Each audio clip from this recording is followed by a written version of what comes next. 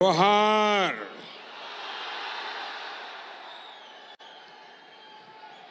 ये महान आदिवासी क्रांतिकारियों की धरती है। ये भगवान बिरसा मुंडा की भूमि है। इस धरती को, सिंह भूमि को मेरा प्रणाम, मेरा शत शत नमन। आज आप इतनी बड़ी संख्या में हम सबको आशीर्वाद देने आए हैं। आपका ये प्यार, आपका ये आशीर्वाद, यही मोदी की ताकत है।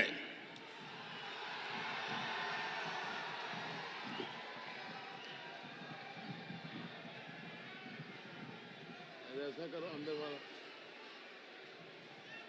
अंदर वाला।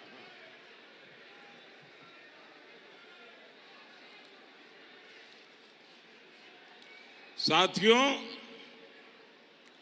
भाजपा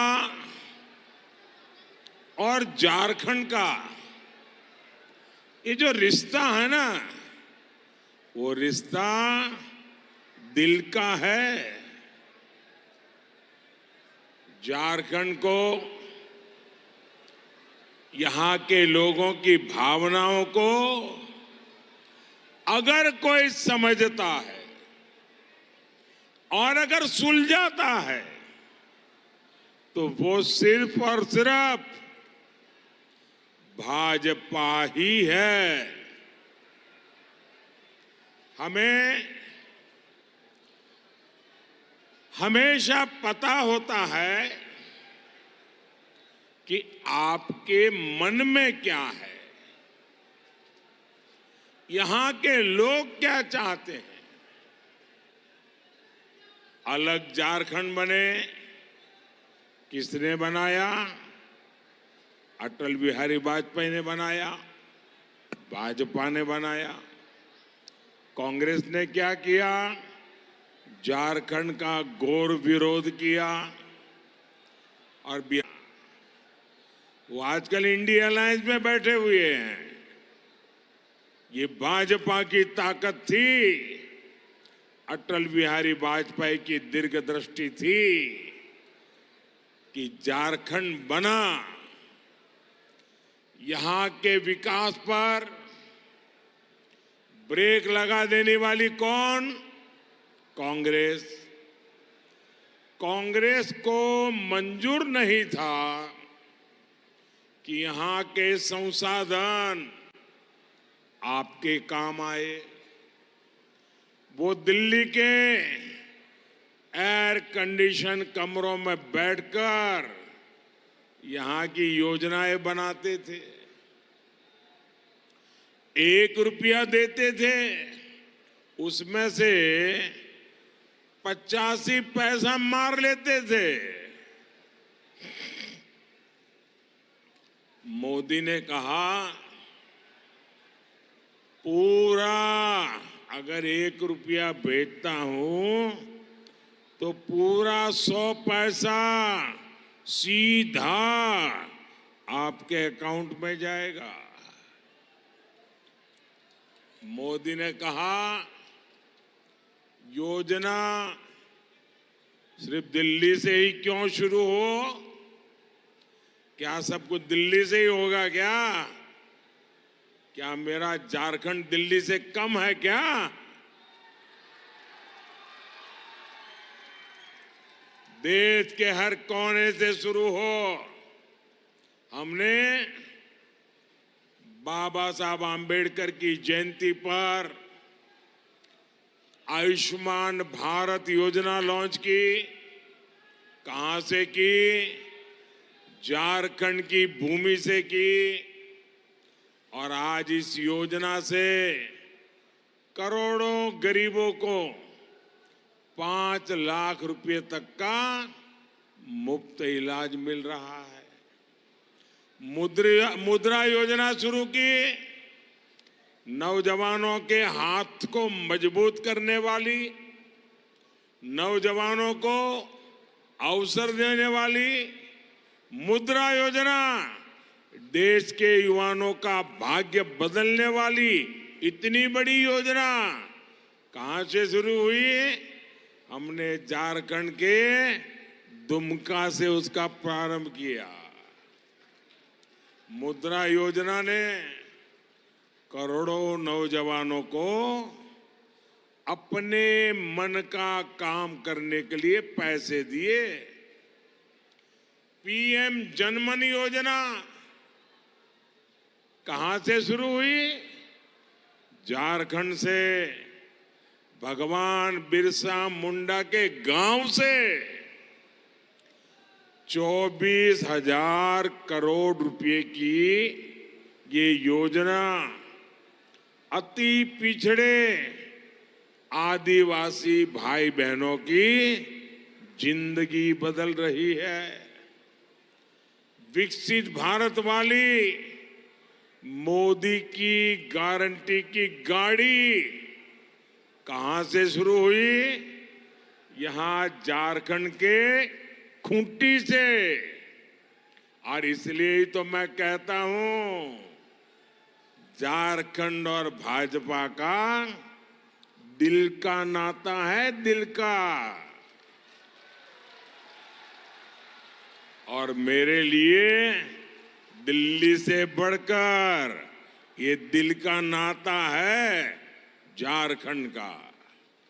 और इसलिए आज झारखंड हर कोने में विश्वास के साथ, उमंग के साथ, उस उत्साह के साथ एक ही बात कह रहा है, फिर एक बार,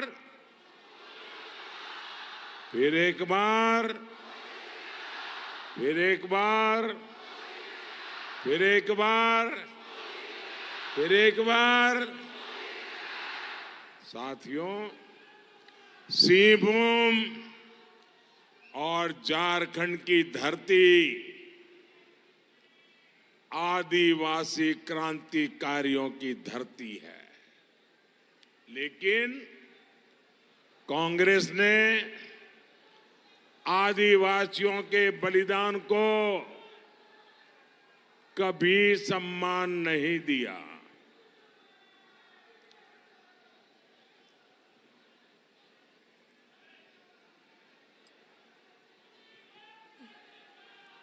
कांग्रेस आजादी का पूरा श्रेय केवल एक परिवार को देना चाहती है। ये भाजपा है जिसने भगवान बिरसा मुंडा के जन्मदिन को एक और पहचान दी। हमने इस दिन को जनजातीय गौरव दिवस मनाने की शुरुआत की है। देश के कोने कोने में भगवान बिरसा मुंडा का जयगान शुरू किया है। मैंने खुद रांची में भगवान बिरसा मुंडा के बलिदान स्थल पर म्यूजियम का लोकार्पण किया है। हम देश भर में आदिवासी गौरव के लिए जनजातीय म्यूजियम बना रहे हैं। लेकिन साथियों, कांग्रेस और उसके साथी क्या कहते हैं, ये भी आपके लिए जानना जरूरी है। कांग्रेस को आदिवासी इतिहास का सम्मान पसंद नहीं है। वो आप जनजातीय समाज के लोगों को आगे नहीं बढ़ने देना चाहते। साथियों, देश की माननीय राष्ट्रपति द्रौपदी मुर्मू जी पहले झारखंड की ही राज्यपाल थी, याद है ना? कांग्रेस और इंडी गठबंधन ने एक आदिवासी महिला को भारत के राष्ट्रपति बनाने का घोर विरोध किया। आदिवासी महिला भी देश के सर्वोच्च पद पर बैठ सकती है, इस बात को पचा नहीं पा रहे थे। साथियों, झारखंड के जल, जंगल, जमीन पर हमारे आदिवासी भाई बहनों का अधिकार है, लेकिन जेएमएम और कांग्रेस इसे अपनी जागीर समझते हैं। तभी तो झारखंड के हर संसाधन की खुली लूट चल रही है। इतना बड़ा शराब घोटाला यहां की झारखंड मुक्ति मोर्चा की सरकार ने किया। पूरे राज्य के खान खनिज को, बालू को अवैध खनन कर लूटा जा रहा है और पार्टी के छुटभैया नेता से लेकर पूर्व मुख्यमंत्री तक सबके सब इसमें जुटे हैं। उनके इलाके में ही सैकड़ों करोड़ रुपयों के अवैध खनन घोटाला हुआ है और ये लोग इतने पर ही नहीं रुके। इन्होंने आदिवासियों की जमीनें लूटने के बाद हमारे देश की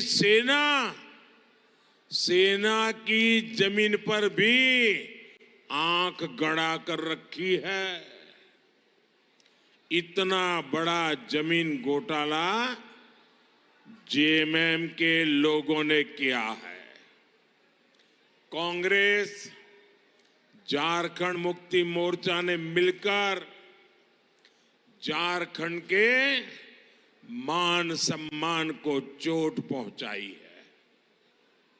मैं आपसे पूछना चाहता हूं, यहां नौजवानों से पूछना चाहता हूं, मैं मेरी माताओं बहनों से पूछना चाहता हूं, क्या झारखंड को लूटने वाले को आप इन्हें माफ कर देंगे क्या? माफ करेंगे क्या? माफ करेंगे क्या? साथियों, कांग्रेस और जेएमएम में बहुत बड़ी रेस चल रही है, लूट करने की रेस, भ्रष्टाचार करने की रेस। यहां कांग्रेसी सांसद के ठिकाने से 300 करोड़ रुपए नगद बरामद हुए। 300 करोड़ से ज्यादा केवल कैश, नगद। और आपने देखा होगा बैंकों से नोटें गिनने के लिए मशीनें लानी पड़ी और मशीनें हाँफती थी नोटें गिनते गिनते, थक जाती थी। झारखंड को लूटने की रेस कहां कहां तक पहुंच गई है। भाइयों बहनों, आप मुझे जवाब दीजिए, ये जो लूट का पैसा निकल रहा है, मैं आपसे पूछना चाहता हूं, ये पैसा किसका है? ये पैसा किसका है? ये पैसा किसका है? ये पैसा, ये संपत्ति, ये मेरे झारखंड के गांव, गरीब, मजदूर, किसान, दलित, आदिवासी, ये आपका पैसा है। ये आपके पैसे की लूट है कि नहीं है? ये आपके पैसे की लूट है कि नहीं है? भाइयों बहनों, कांग्रेस और जेएमएम आपसे किस मुंह से वोट मांगने आते हैं? ये कितने बेशर्म है।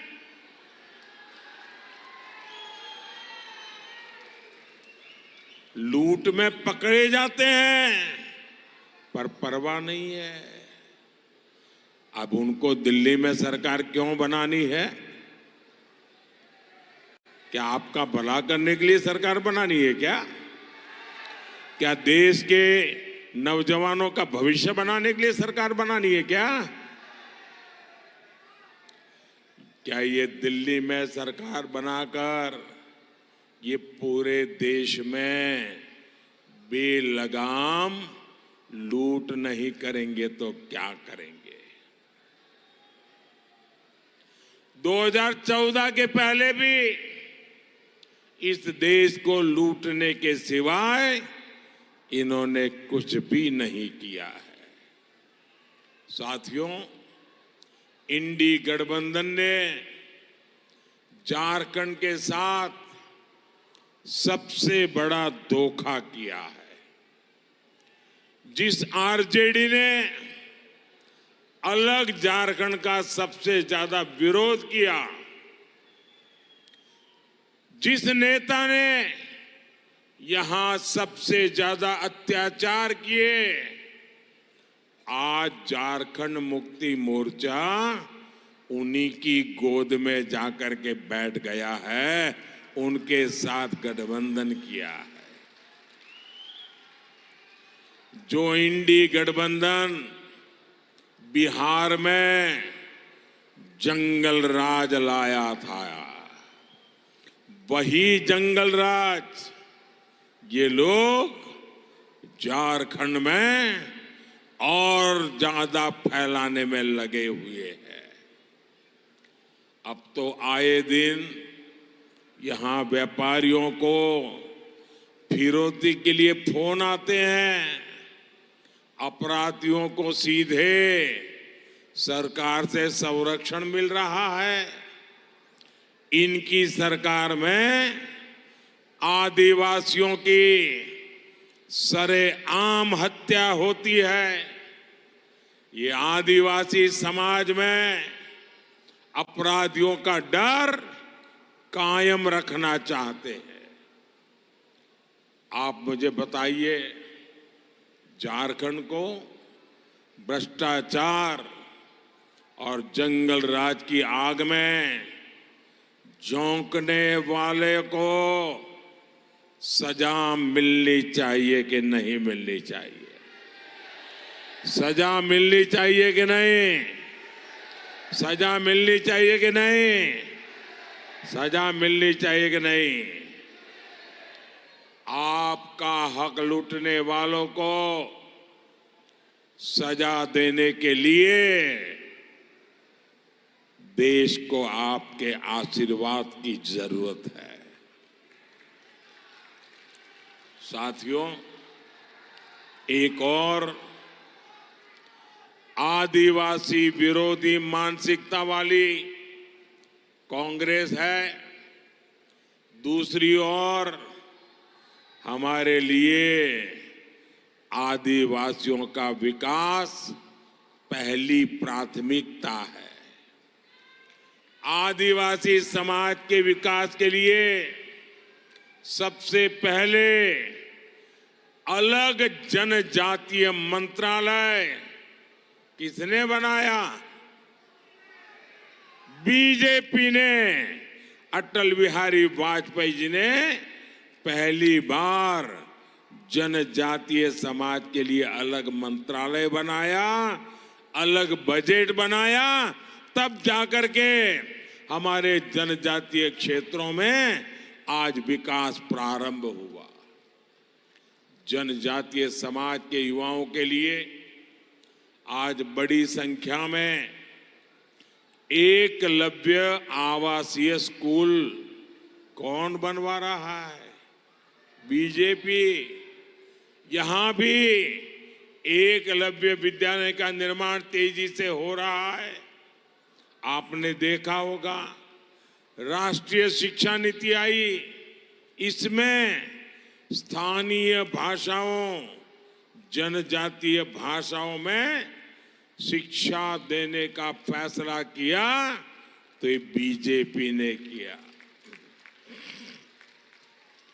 आप मुझे बताइए भाई, क्या हमारे जनजातीय बेटे बेटी डॉक्टर बनने चाहिए कि नहीं बनने चाहिए? जरा पूरी ताकत से जवाब दो। हमारे जनजातीय परिवारों के बेटे डॉक्टर बनने चाहिए कि नहीं बनना चाहिए? हमारी बेटियां डॉक्टर बननी चाहिए कि नहीं बननी चाहिए? वो इंजीनियर बननी चाहिए कि नहीं बननी चाहिए? वो वैज्ञानिक बननी चाहिए कि नहीं बननी चाहिए? लेकिन इन्होंने तो हालत ऐसी रखी थी कि अगर आपको अंग्रेजी नहीं आता है तो आप पढ़ाई भी नहीं कर सकते हो। डॉक्टर की बात छोड़ दो, गरीब का बेटा, गरीब की बेटी अंग्रेजी पढ़ने के लिए शहर में कहां जाएंगे? खर्चा कहां से लाएंगे? लेकिन ये आपका भाई, ये आपका बेटा दिल्ली में बैठा है, वो आपका दर्द जानता है। और इसलिए मैंने कहा, अरे डॉक्टर हो, इंजीनियर हो, वैज्ञानिक हो, वो अपनी मातृभाषा में पढ़ेगा तो भी डॉक्टर बनेगा, इंजीनियर बनेगा, वैज्ञानिक बनेगा।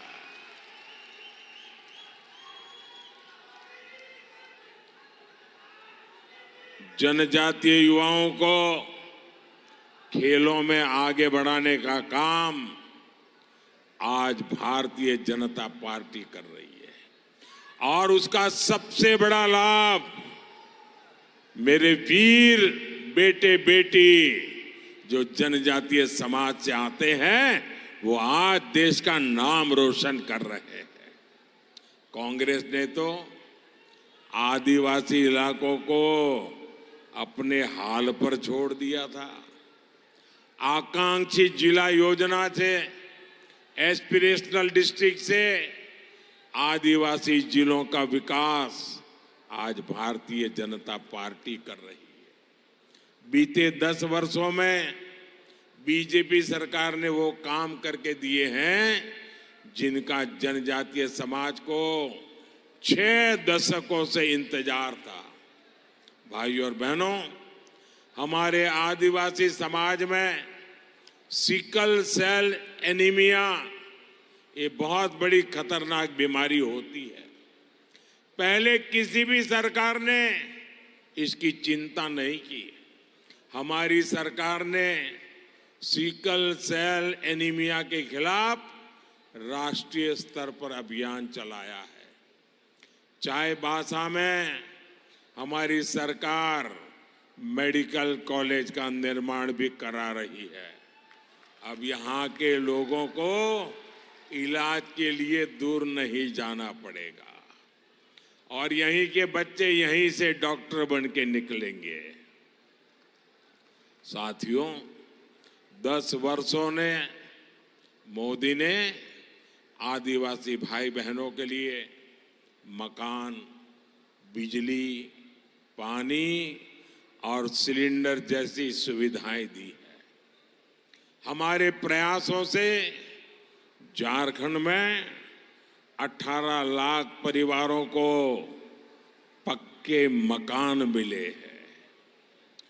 2.5 करोड़ से ज्यादा लोगों को हर महीने मुफ्त राशन मिल रहा है। ताकि गरीब के घर का चूल्हा कभी बुझना नहीं चाहिए, गरीब का बच्चा कभी भूखा सोने के लिए मजबूर नहीं होना चाहिए। करीब 33 लाख घरों को पानी का कनेक्शन दिया गया है। मोदी का प्रयास है कि गरीब, आदिवासी, हमारी महिलाओं का सामर्थ्य बढ़े, वो आगे बढ़े। लेकिन दूसरी ओर कांग्रेस आपकी संपत्ति पर डाका डालना चाहती है। कांग्रेस पार्टी ने कहा है कि वो सरकार में आएगी तो देश में सबकी संपत्ति की जांच कराएगी। चोरों की संपत्ति की जांच कराने का विरोध करते हैं और नागरिकों की संपत्ति की जांच करवाएंगे। आपके पास चांदी कितनी है, सोना कितना है, शादी के समय आपको स्त्री धन कितना मिला था, सबकी जांच, खेत कितना है, कहां है, बेटा कहां रहता है, सबकी जांच करने की घोषणा की है। और ये क्यों करना चाहते हैं मालूम है? वो कहेंगे इससे ज्यादा तुम नहीं रख सकते हो। अगर 10 एकड़ भूमि है तो 5 एकड़ भूमि कांग्रेस की सरकार को दे दो। अगर एक ट्रैक्टर है तो अब तुम ट्रैक्टर नहीं रख सकते हो, किसी के साथ भागीदारी करनी पड़ेगी। आपकी संपत्ति छीनकर कांग्रेस अपनी वोट बैंक में जिन्होंने वोट जिहाद की घोषणा की है उनको देने का उन्होंने प्लान बनाया हुआ है। कांग्रेस के नेता कहते हैं कि देश की संपत्ति पर पहला हक माइनॉरिटी का मतलब मुसलमान का है। मोदी कहता है देश की संपत्ति पर पहला अधिकार मेरे दलित, मेरे आदिवासी, मेरे गरीब भाई बहनों का, माताओं, बेटे बेटियों का है। साथियों, अब कांग्रेस की नजर, ये मैं गंभीर बात बता रहा हूं आपको, अब कांग्रेस की नजर दलितों, पिछड़ों, आदिवासी, ओबीसी, इनके आरक्षण पर डाका डालने का इरादा है। उनको गुस्सा है कि आज देश भर में सबसे ज्यादा आदिवासी एमएलए किसके? बीजेपी के। देश भर में सबसे आदिवासी एमपी किसके? बीजेपी के। देश भर में दलित एमपी किसके ज्यादा? बीजेपी के। राज्यों में दलित एमएलए किसके ज्यादा? बीजेपी के। कांग्रेस को गुस्सा है कि आदिवासी, ये दलित, ये ओबीसी बीजेपी का समर्थन करते हैं, अब उनको शिक्षा करने का उनका मन है। और तो वो इतने गुस्से में है कि आपको जो आरक्षण बाबा साहब आम्बेडकर ने दिया है, आपको जो संविधान बाबा साहब आम्बेडकर ने दिया है, उनकी पीठ में छुरा भोंककर आपको जो रिजर्वेशन मिला है, आरक्षण मिला है, उसमें वो लूट करके मुसलमानों को धर्म के आधार पर डाका डाल के उनको देना चाहते हैं। क्या हम ऐसा करने देंगे? क्या इनको संविधान के ऊपर खिलवाड़ करने देंगे? क्या ये बिहार के आरजेडी के नेता, ये कांग्रेस के नेता माथे पर संविधान की किताब रख के नाच रहे हैं और संविधान के साथ धोखा कर रहे हैं। मैं बताता हूं कैसे करते हैं। अभी कर्नाटका में उन्होंने रातों रात एक फतवा निकाला, एक ऑर्डर निकाला, रातों रात थप्पा मार दिया। ऑर्डर क्या कि कर्नाटका में एक मिनट सुनिए भाई, पहले जरा सुनिए, बाद में मोदी करिए। पहला ढंग से सुनिए, ये काम में आने वाली बात है, समझने वाली बात है। कर्नाटका में रातों रात उन्होंने एक फतवा निकाला, और फतवा क्या निकाला? कर्नाटका में जितने मुसलमान है, जितने, कितना ही पढ़ा लिखा क्यों न हो, कितना ही अमीर क्यों न हो, कितना ही बड़े घराने का क्यों न हो, बस वह मुसलमान है। तो उन्होंने फतवा निकाला कि कर्नाटका के सारे मुसलमान ओबीसी है।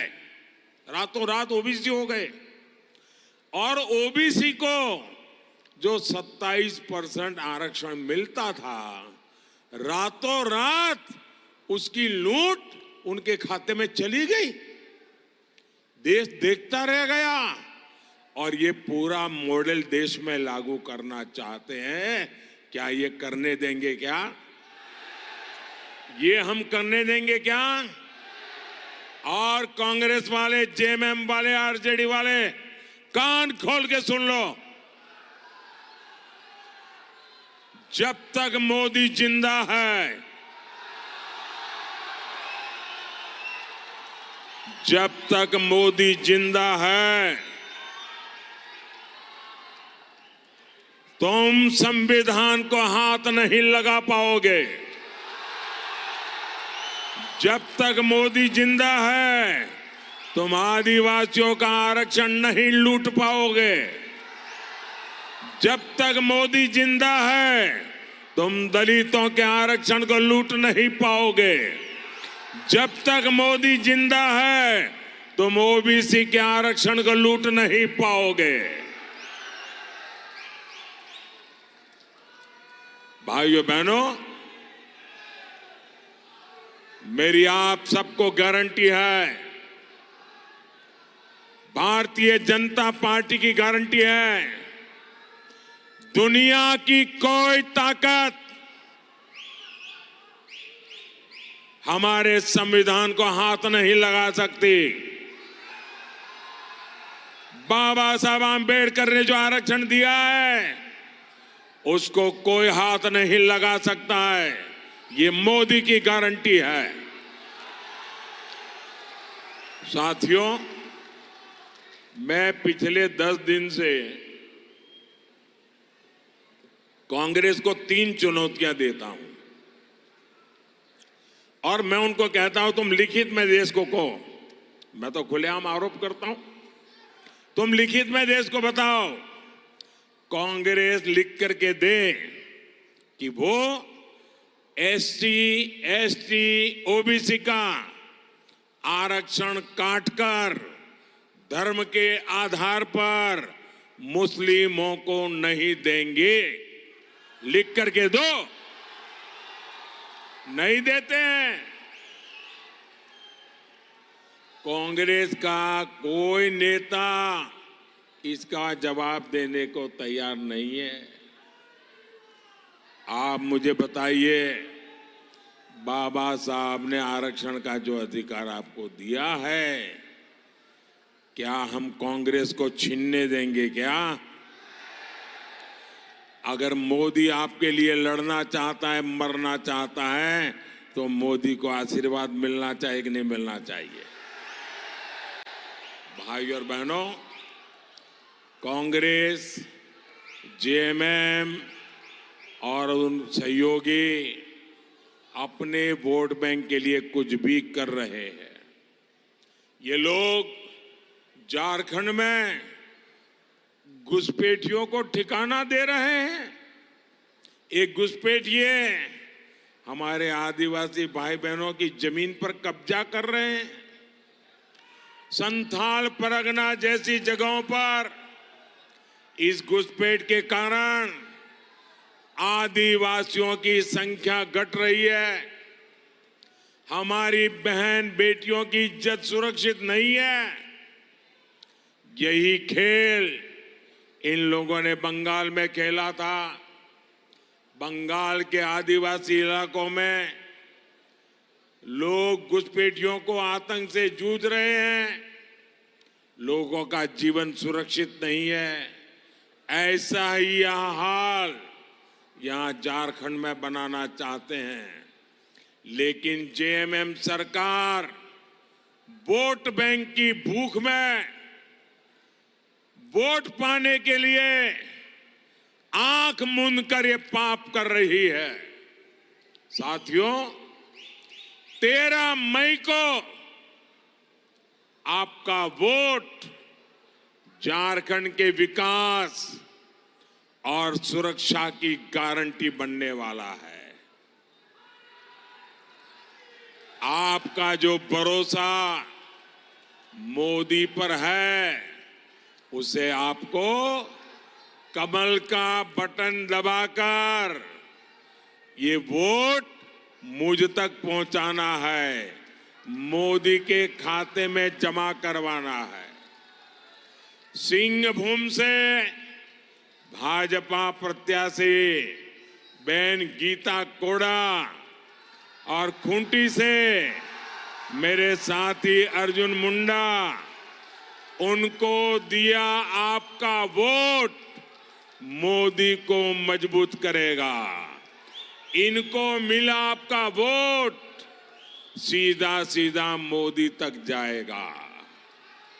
तो आप घर घर जाएंगे, घर घर जाएंगे, ज्यादा मतदान कराएंगे। मुझे सबसे जवाब चाहिए। घर घर जाएंगे, ज्यादा मतदान कराएंगे, सबसे ज्यादा वोटों से जिताएंगे, सब पोलिंग बूथ जिताएंगे। तो एक काम कीजिए, अपना मोबाइल फोन निकालिए और उसका फ्लैश लाइट चालू कीजिए। सबके सब अपना मोबाइल फोन की फ्लैश लाइट चालू कीजिए। सबके सब अपने मोबाइल की फ्लैश लाइट चालू कीजिए। सबके मोबाइल की फ्लैश लाइट चले।